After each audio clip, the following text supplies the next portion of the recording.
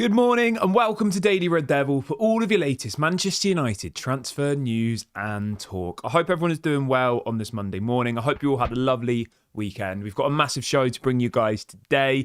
But before we jump into that, please do me one small favour. Smash a like on today's video. Let's try and see 500 likes on this episode.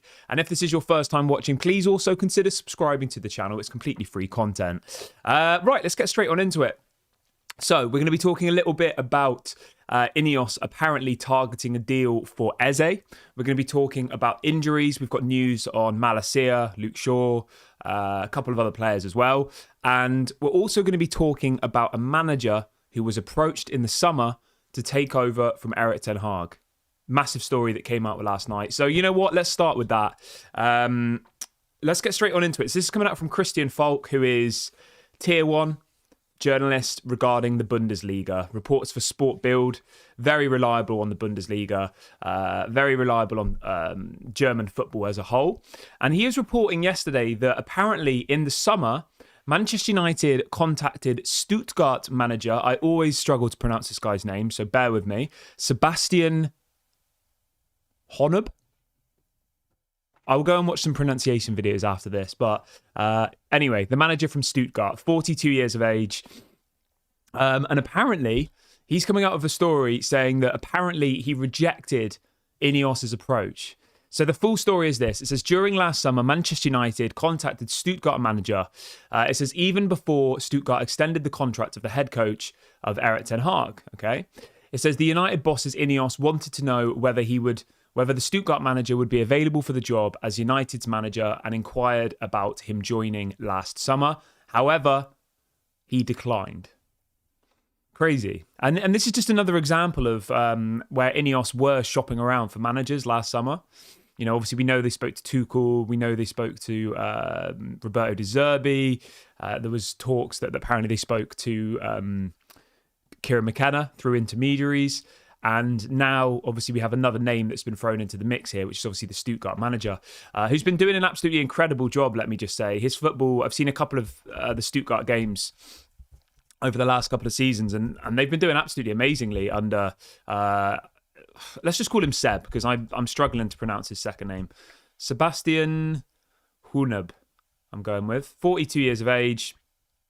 I'm just going to go and have a little look at how he's doing this season, because I haven't seen any of their games this year. So this season in the Bundesliga, he's won 2, drawn 3, and lost 1. He's got 9 points out of the first 6 games, which is not bad, is it? It's quite good. And they're also in the Champions League. He's got 1 draw and 1 loss. So it's not been an as good start to the season for Stuttgart this year, but I know he did very, very well for them last year, didn't he? Yeah, I mean, I'll be honest, I don't know. I don't think, if Erik ten Hag was to go in the future, I don't think this guy would be my number one priority. But, he managed to get second in the Bundesliga last season, which is pretty impressive. He finished ahead of Bayern Munich. So, yeah, that was the story I wanted to bring you on that one. It does just show, though, what I will say is that INEOS were shopping around on the managerial market last summer. They were seeing what was available. So Mont says apparently it's pronounced Hunez. Okay, thank you. Comeback King says, have you seen the story about the ex-Dortmund manager? Yes, I did see that story, actually. So, yeah, we'll talk about that really, really quickly. So there's another story, as somebody in the chat has just reminded me, about the previous Dortmund manager, Edin Terzic. Apparently, Manchester United have considered Edin Terzic as an interim manager if they decide to sack Erik ten Hag this season. Just to be very, very clear, they're not going to sack Erik ten Hag before Saturday's game against Brentford. That's not going to happen. The next international break is in November, I believe, so there's quite a way to go. I think we play maybe 6 or 7 games between then and now. We've got Brentford, we've got West Ham. I think we play Chelsea, we play Leicester a couple of times. We've obviously got a couple of Europa League games as well. So it's going to be quite a difficult little run in here.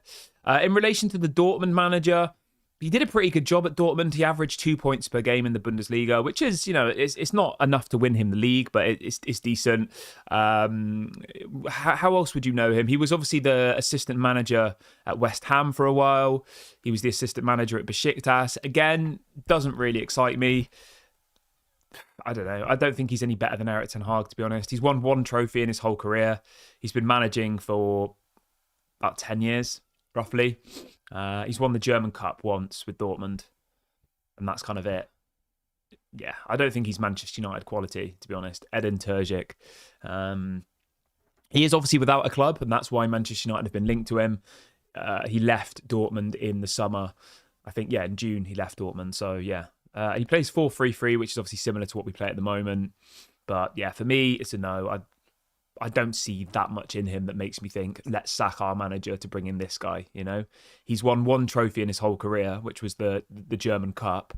And Erik ten Hag has won 2 trophies in 2 years as Manchester United manager. So, like, I know it's not always about trophies to some people. It's about the style of play and all the rest of it. But, you know, I don't think he's that great of a manager. Like, he's not a bad manager. He could go and manage like a West Ham, you know, I don't know, and maybe not an Everton. That's maybe a little bit of a drop. But you know what I mean? Like a mid-table team, I guess we are technically a mid-table team now, to be fair, aren't we? We're not even. We're a bottom half of the table team. But you know what I mean? Like, traditionally, someone like Edin Terzic would be like a West Ham manager, or like a Crystal Palace manager, or something like that. You know, he's not. I don't think he has maybe the profile or the CV to, you know, to command a job as big as the Manchester United one. But maybe I'm wrong. Maybe he is the person. But for me, it's a no. Let's see what people are saying in the chat. Some people in the chat are saying I want Ruben Amorim. Yeah, Ruben Amorim's a decent option, but from what I've heard, Ruben Amorim is the front runner to become the new Man City manager, apparently. So if Pep Guardiola leaves at the end of the season, which a lot of people are saying he will, apparently Ruben Amorim will be the number one choice for Man City to take over from Pep Guardiola. So, yeah, I do quite like Ruben Amorim. I think he's an interesting option, but it doesn't look like Manchester United will get Ruben Amorim, you know. People are saying, what about Thomas Tuchel? Well, the problem with Thomas Tuchel is it looks like he's going to take the England job. I don't know if any of you saw this over the weekend, but apparently Thomas Tuchel's in talks to become the next England manager. So for all of you who want Thomas Tuchel, I don't think it's going to happen. I think he'll probably will end up at England. You know, it's an easy job for him. Well, I say it's an easy job. There's a lot of pressure, but I think Thomas Tuchel would do a pretty good job managing England, you know? He obviously knows a lot of the players, having managed in the Premier League already. Yeah, I could see Thomas Tuchel as the England manager. I really, really could. But yeah, I you know, the thing for me is, I think at the end of the day, right, Erik ten Hag's going to be here at least until the next international break, which is November, I reckon. But if you do bring in another manager, right, we can talk about this for hours and hours and hours. If you bring in another manager, it's got to be somebody who has that presence, somebody who they look at and maybe not are scared of, but they respect. And I think like a lot of these managers that we've just talked about, like Edin Terzic, like our dressing room is so toxic that these players aren't going to respect a manager like that. You know, you need someone like a Carlo Ancelotti or a Zidane or somebody that has that presence where, like, you know, these players are nothing compared to them. We haven't got any. Have we got any Champions League winners in our team? We've got Casemiro, obviously. Yeah, we've got one Champions League winner, as far as I'm aware. I might be wrong. Did Johnny Evans ever win the Champions League?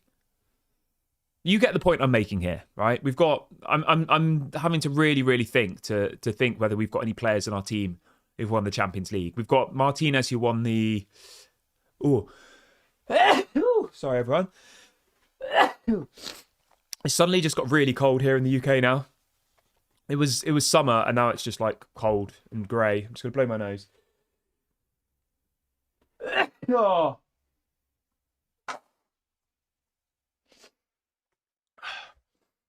It's quite a nice time of year here, but it's just suddenly got cold. So yeah, we'll wait and see what happens. Wait and see what happens with that. But let's talk a little bit about some injuries then, shall we? Because we have got some injury news to bring you this morning, which is some positive, some not so positive. So let's start with the positive. This is coming up from the Manchester Evening News this morning, and they're reporting that Ahmad, Garnacho and Luke Shaw should be back in time for the Brentford game, which is this Saturday. So we might actually see Luke Shaw in action on Saturday. I can't see it happening personally. I mean, when was the last time Luke Shaw played for Man United? Somebody let me know in the comments section. Has he played this season at all? No, he hasn't. Let's have a look. He didn't play at all in the summer. When did Luke Shaw last play for Manchester United? So the last time that Luke Shaw played for Man United was on it's crazy, the 18th of February. And we're now in October. So what's that, 8 months ago? Literally 8 months ago. That's like the kind of injury if you do your ACL or something, it's like 6 to 8 months, isn't it? So yeah, the last time he played was 8 months ago, and he played for 45 minutes. The last time he played at home for Manchester United... Oh, let me just have a look here. Here we go, right. Manchester United. How do I see his game? Let's see. Stats by competition. I mean, we just need to get some minutes out of him, don't we? Last season, Luke Shaw played 900 minutes for Manchester United in the Premier League. That's the equivalent of 10 games out of a 38-game season. And we're now already like 10 games in, and 7 games in, and he hasn't played. But apparently he's going to be back in time for the game against Brentford. I don't know. We'll have to wait and see whether he actually even plays. What else have we got? Let's have a little sip of my tea just to warm myself up a bit. So yeah, hopefully Luke Shaw back on for the game against Brentford on Saturday. That's what's being reported this morning by the Manchester Evening News. And we've got a couple more updates. Apparently Lenny Yoro is going to be back mid-November, which is great. Can't wait to see him. And Mazraoui apparently is going to be back in November as well. And apparently Malacia is very, very close to returning. He should be back in the next couple of weeks. So yeah, really, really happy. I mean, once we get Malacia and Luke Shaw back, at least we will then have proper left backs, because at the moment, apparently the game on Saturday, if Luke Shaw doesn't make himself available, it's going to be probably Martinez at left back. Or the alternative is Dalot at left back and Lindelof at right back. And I mean, let's be fair, right? Brentford are not an easy side. Brentford scored 5 goals in one game a couple of games ago. We've scored 5 goals all season. Like, it's not going to be easy. So yeah, we've got to be at our best against Brentford if we're going to get a result. And I know that sounds embarrassing, but we know how difficult the Premier League is. So yeah, let's not, get ahead of ourselves. But yeah, so that's the latest on all the injuries. Some positives there, some not so positives. And let's jump on over to this story about Eze then, shall we? So this is coming out from Fabrizio Romano, and he is reporting that apparently Manchester United are targeting a new winger in the 2025 summer window. So that will obviously be May, June next year. And apparently Eze is one of the players that they have been scouting. I think Eze's quality. Apparently he's got a £60 million release clause. I do worry about our winger options at the moment. I think Ahmad suits the style of play that we're trying to do, but I don't think Rashford or Garnacho do, to be honest. I think they're too selfish. They're not protective of the ball enough. Whereas Ahmad's like very versatile, I think. He's very good at keeping the ball, but he is also creative. Whereas like Rashford and Garnacho, all they do is run and shoot, which is good in some instances. But, if you're trying to play a possession-based team, you see like Pep Guardiola's teams, Jack Grealish, for example, at Aston Villa, he was so creative, an amazing player. He goes to Man City and Pep kind of suffocates his players, doesn't he? For the betterment of the team, for the betterment of the game overall. And it kind of makes it less enjoyable to watch. But, you get a player like Jack Grealish, who was maybe not world class, but he was very, very good at Aston Villa. He goes to Man City and he just feels like he's suffocating, He feels like he needs the... to be unlocked and just be allowed to do what he wants. But obviously in a Pep Guardiola team, you don't have players just doing whatever they want. You have to stay in your position.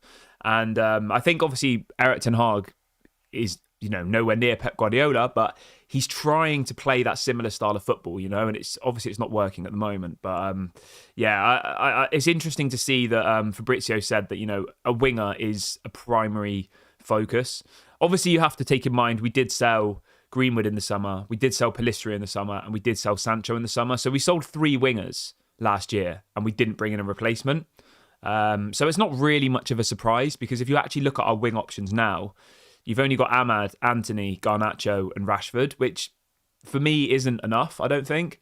So yeah, a new winger, definitely bring someone in.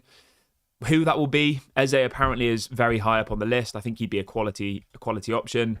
Other than Eze, I can't really think of anybody else off the top of my head that, would be a good player to bring in. I think Eze would be decent. But yeah, it'd be interesting to know what you guys think about that. Let me know in the comments section. Who should Manchester United sign as the new winger? Let me know your thoughts below. Let's read out a couple of comments.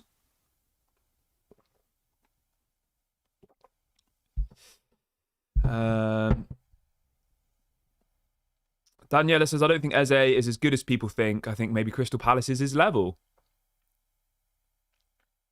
I disagree. I think Eze's quality. I think he's really, really good. Definitely. I mean, he's not world class, but he's a decent player. We're not going to get a world class right winger. There's probably only 10 world class wingers in the world. Vinny, maybe what's he called? Williams from Athletic Bilbao. Even then, it's is he world class? I don't know. Yeah. But anyway, I'm going to wrap the video up here. It was just a short one to bring you guys the latest news. Obviously, as the football starts again on Saturday, the shows will be a bit more regular. But at the moment, I feel like the mood is quite low amongst the Man United fan base. And, there's not really that much to talk about. So I'm not going to, go live all the time when there's not loads to talk about, because I just think it's a bit, you just end up talking about the same thing over and over again. So yeah, I will be back very, very soon. Thank you very much for watching. Have a good day, everybody. Please don't forget to drop a like and a comment and subscribe before you leave. This has been Daily Red Devil. I'll speak to you all later. Bye for now.